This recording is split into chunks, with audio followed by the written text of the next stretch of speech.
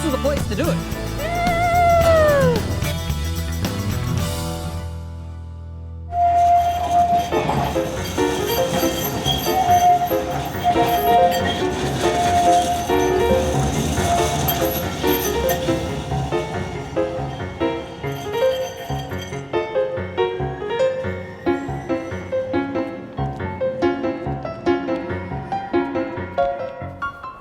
You know, every great movie requires a great setting. Hey, travel reporter John Bartell here.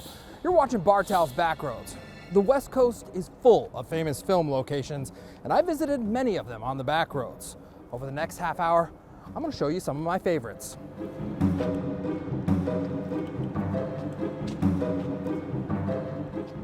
And we're going to start things off right here in Sacramento, where one of the biggest movies of the year was filmed. Then we're going to take a little road trip. From here on in, it's one back road after another.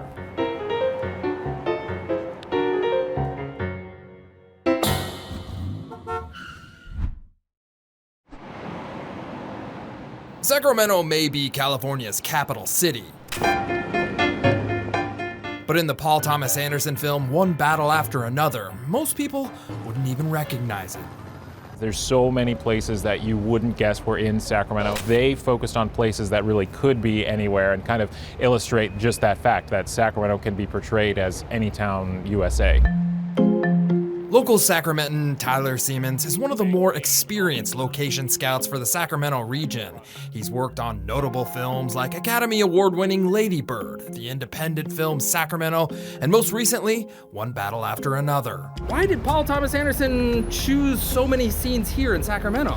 You know, I know that he was initially drawn here for the brutalist architecture that he thought would match certain scenes, and for whatever reason, when they came here to scout initially, he found all of these other places that he felt really fit the look that he was going for.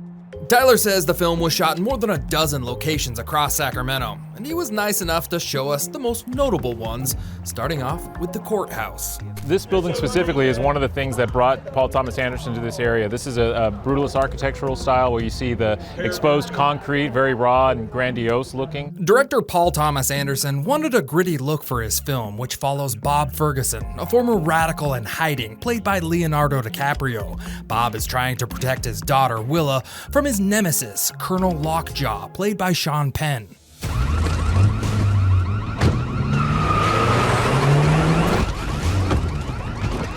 This area right here kicks off like the massive car chase that took place in Sacramento, where we had dozens and dozens of stunt drivers, crashes, there was a huge helicopter watching the whole thing. Action takes place throughout Sacramento, over the Tower Bridge, through the city streets, and even some unassuming places, like this boarded-up downtown bank. Filled it with air cannons and a bunch of dust and stuff, so that when the time came, boom, huge explosion, all the windows shattered out. Filming in Sacramento took several weeks, and Tyler says many of the actors, like Leonardo DiCaprio, spent their off time around the city, often incognito. Whenever he would go out to any of our local restaurants, he would wear a full disguise, including wig and facial hair and all that. So you might have seen Leo while you were out, but you probably didn't know it. Rain-soaked forests and constant drizzle gives this town a moody vibe that feels tailor-made for legends. Forks, Washington became famous as the inspiration for Twilight, turning America's rainiest place into a vampire mecca. In the state of Washington, under a near constant cover of clouds and rain, there's a small town named Forks. When Kristen Stewart's character Bella describes the town of Forks, Washington in the movie Twilight, she's describing a real place, a really rainy place. We're the rainiest town in the contiguous United States. How much rain are we talking? We get average 10 feet of rain a year. 10 feet of... Yes.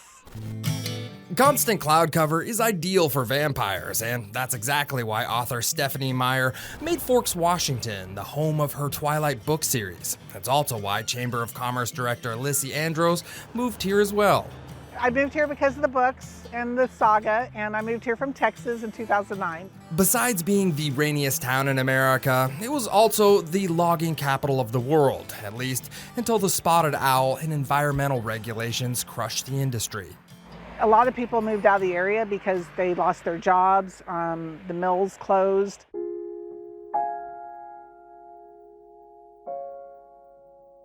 According to Lissy, the town's saving grace came in 2005 with the first Twilight book release, and then again after the Twilight movie premiered in 2008. Practically overnight, the logging town of 3,000 people turned into a vacation destination based primarily on the Twilight mania. We've had an influx of tourism since then and had our busiest year this past year, had over 90,000 people visit us this last year. Tour starts over here.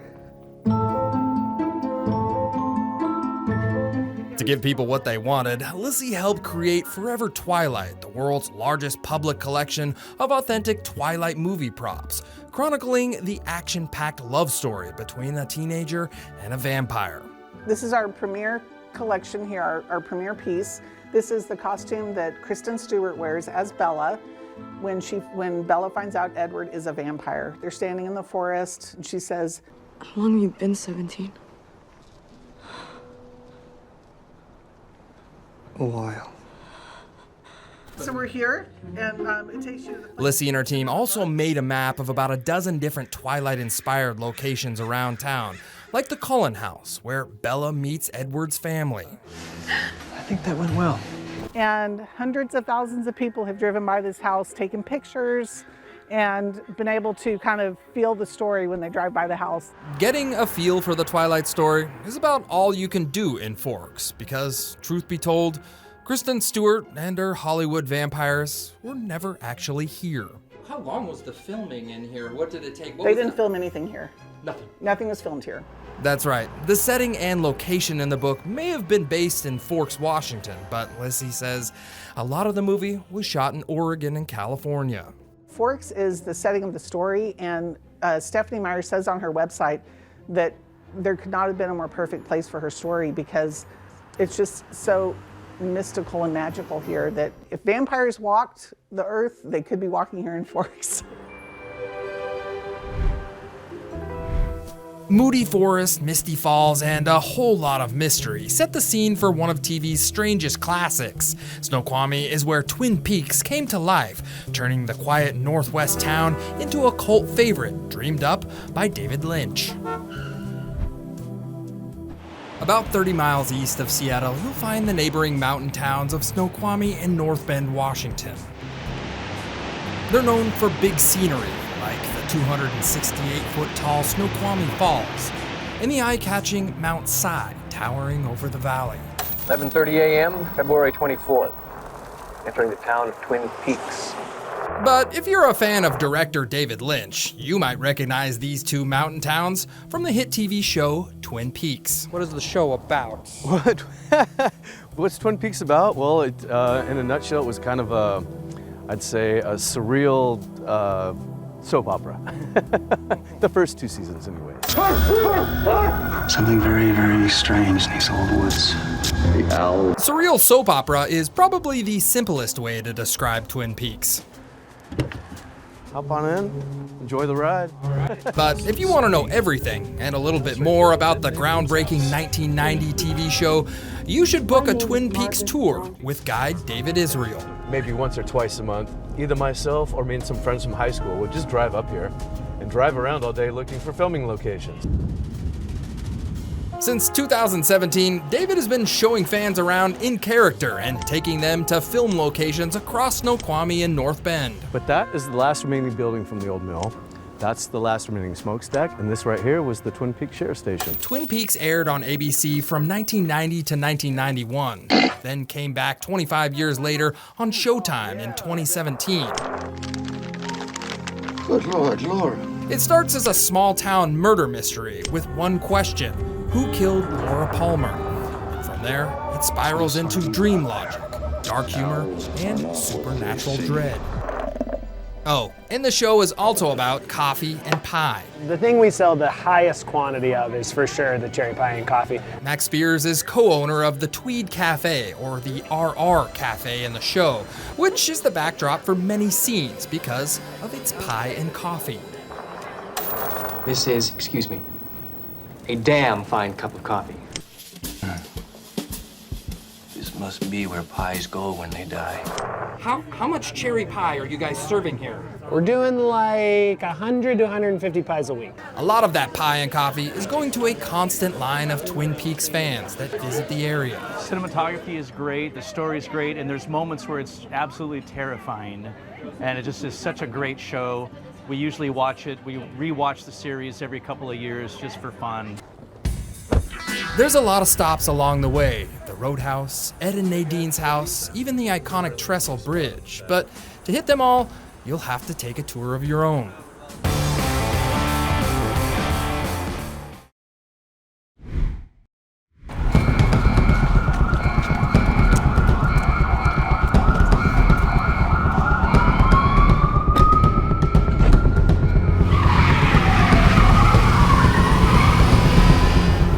Welcome back to Bartell's Backroads, special edition, one back road after another.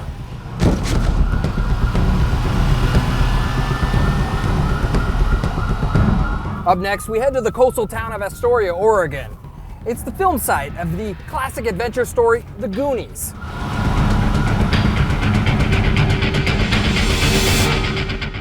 Hey, you get that girl away from me! Go join your friends, you wiggles! Hey, you go! When the movie The Goonies was released in 1985, it became an instant classic, and fans of the movie fell in love with characters like Chunk, Mikey, Mouth, and Sloth. But there is one crucial character that continues to steal the hearts of movie fans to this day. Astorians, we love being on film. We'll do anything to be on film. In the 1980s and 1990s, Astoria, Oregon was the hot backdrop for Hollywood classics like Free Willy, Kindergarten Cop, Short Circuit, and many more. There's been about 30 films over time, going back again to 1909. Mac Burns is the executive director of the Oregon Film Museum, located inside the historic Clatsop County Jail, a famous film location of its own right. These are the original jail cells that we're going to go visit, and they were used in The Goonies. This is where the beginning scene is kind of shot right down this hallway. The longer you animals bark, the colder your lunch gets. Come on, move it out. You two down there. The small coastal town of Astoria played a major part in the Goonies movie. In fact, the town of Astoria was the very place that the kids were trying to save from rich land developers. If we don't do something now, there's gonna be a golf course right where we're standing. Filming took place all over town, the schools, the streets, and the bowling alley, which almost was cut out of the movie because of the construction of a nearby McDonald's. McDonald's was built and they hadn't licensed the sign, and Richard Donner, the director, was supposedly going to scrap the whole scene. He's like, forget it, we didn't get permission. And somebody said, well, what if the kid holds something up and blocks the McDonald's sign? Since the filming of Goonies and other Hollywood films, movie fans have been making a pilgrimage to Astoria and the Oregon Film Museum. Last year, 2025, we had 57,000 visitors through this tiny spot. Movie fans can now take a self-guided walking tour through town or act out a scene in various films at the museum's working movie set and green screen, which might be a great place to reenact the Truffle Shuffle. First you gotta do the truffle shuffle. Come on! Do it!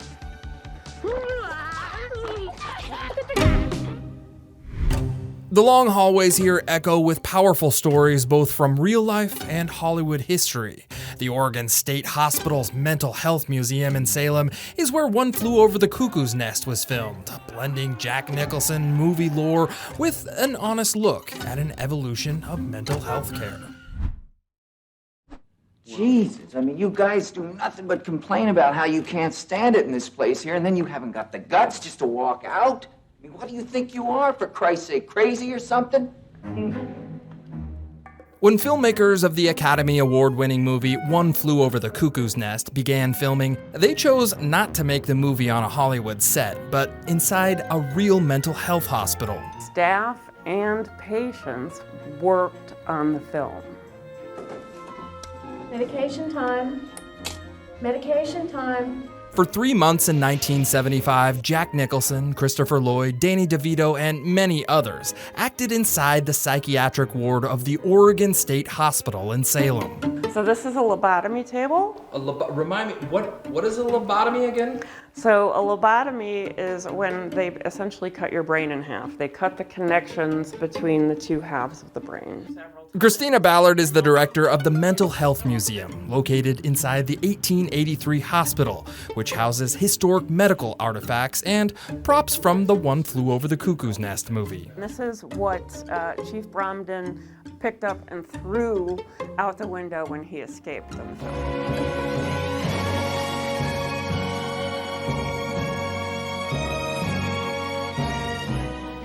One Flew Over the Cuckoo's Nest is considered by many as one of the greatest movies of its time. It follows the rebellious prison inmate Randall McMurphy as he fakes insanity to serve time inside a mental institution. The chief voted. Now, will you please turn the television set on? Mr. McMurphy. It's here that a power struggle ensues between the patient's individual freedom and the oppressive authority instilled by Nurse Ratched, played by Louise Fletcher. And they wanted a genuine psychiatric hospital. And when they came to Dr. Brooks, who was the superintendent at the time, he thought that it would help in his goal of humanizing the patients. All right.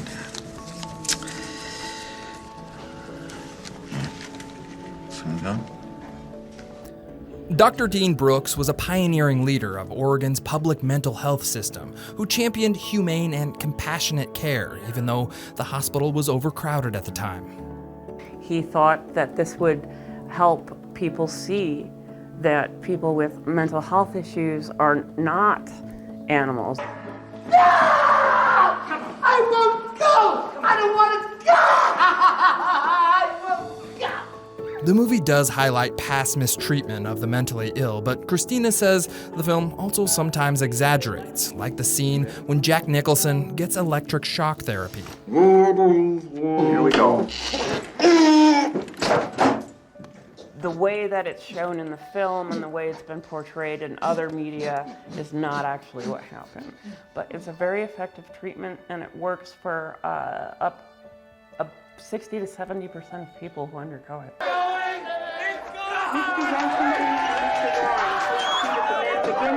The movie wasn't perfect, but its heartwarming and complex characters gave people insight and helped destigmatize mental illness.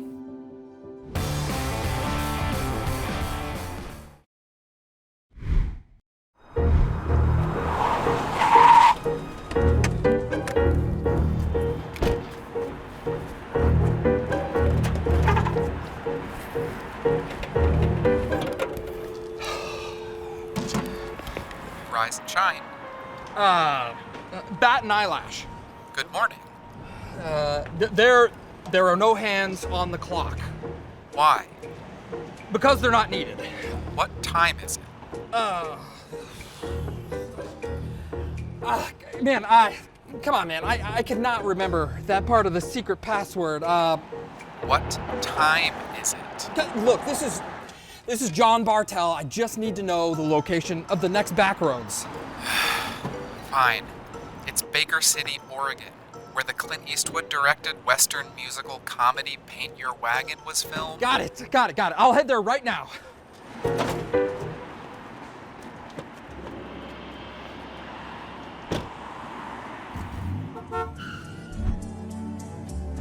But suddenly my words reach someone else's ear.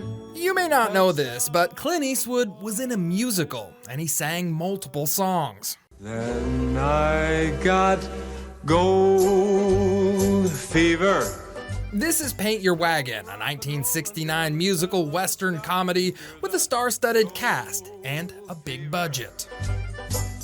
They started at 10 million, ended up at 20. I think it grossed 30. They expected better than that. It was considered one of the biggest flops ever. Since the release of Paint Your Wagon, there have been much bigger Hollywood flops, but if you ask Larry Morrison, the real benefactors of this costly film were the folks that live in rural Baker County, Oregon. It was a huge deal for the town, just a huge thing for the town. A lot of money came into town. Larry's a Baker City local, history lover, and a former laborer who, at 18 years old, helped build the elaborate set pieces for Paint Your Wagon in the summer of 1968. Did you have any idea about what the movie was like? No, I did. Never even heard about it. You know, I got a call to go to work, and so I went out there and signed in. Paint Your Wagon is a famously strange gold rush musical where Clint Eastwood and Lee Marvin sing their way through frontier life, share a domestic arrangement, and wallow in mud-soaked mischief.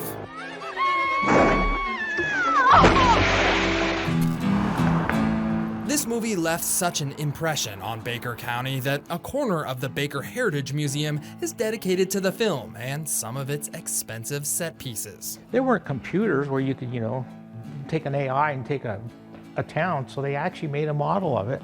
And this model here cost $72,000 in those days.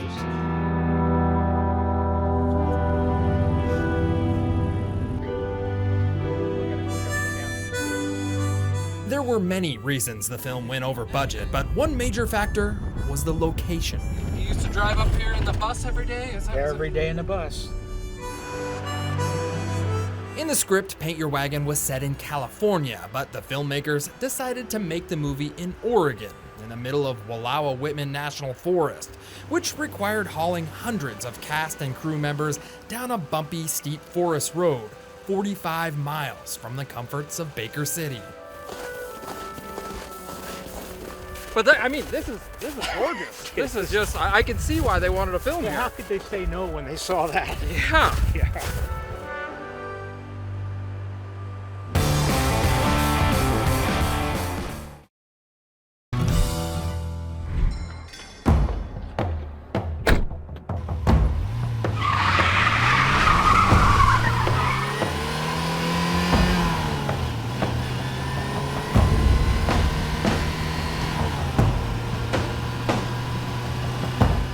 Welcome back to Bartell's Backroads, special edition, one back road after another.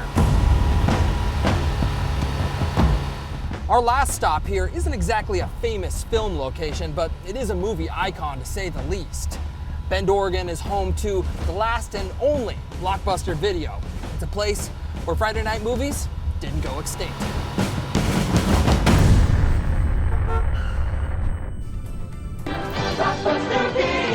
I've never seen 10,000 tapes in one store. In 2004, Blockbuster had over 9,000 stores. By 2010, corporate had filed for bankruptcy, and by 2014, the last corporate Blockbuster had closed its doors. But here in Bend, Oregon, one stubborn little franchise survived. How? Well, luck, determination, and a whole lot of local support. You know, a lot of luck has played into it. A lot of hard work has played into it. But yeah, just my love of movies, love of my crew that works here, my customers. For over 20 years now, General Manager Sandy Harding has worked at the Bend Blockbuster, and despite the growing challenges of acquiring DVDs and VHSs, the store hasn't changed a lot, including the computer checkout system. I mean, it is a DOS-based IBM computer system. You can see it has 1985 to 2006 in here. This shop wasn't always a Blockbuster. In 1990, Ken and Debbie Trisher moved to Bend and opened Pacific Video. 10 years later, they joined the Blockbuster franchise. Blockbuster is officially closing the doors of all of its corporate-run stores. Fast forward through the credits, and by 2019, after Alaska and even Australia closed, Bend was the only one to push the play button. They were so kind. That store actually called us the last night they were open and wished us well. And I'm like, it was like really cool that they called us all the way from Australia just to tell us good luck. And yes, people still rent DVDs here every single day. Some even bring their kids just to teach them the ancient ritual of dropping off the movies in the return box. And we've had people who will come in and rent a movie just to go back outside and put it in the drop box so their kids can experience that with them. The store keeps its lights on with rentals, donations, and plenty of Ben-made Blockbuster swag. But what really keeps people coming back is the professional movie recommendations, even when the first choice is checked out. We're here to give you suggestions, recommendations of different things, but it's not just us. You could be walking around, in the same aisle with another customer, and the other customer could be like, oh my gosh, did you see that? Or, people strike up conversations about movies all the time. So I think that is one of the things that you don't get sitting on your couch all by yourself. Streaming might rule the present, but here in Bend, Oregon, rewinding is still required, at least metaphorically. I've got to go down with the ship. As long as we can pay the bills and pay our employees, we're going to keep going.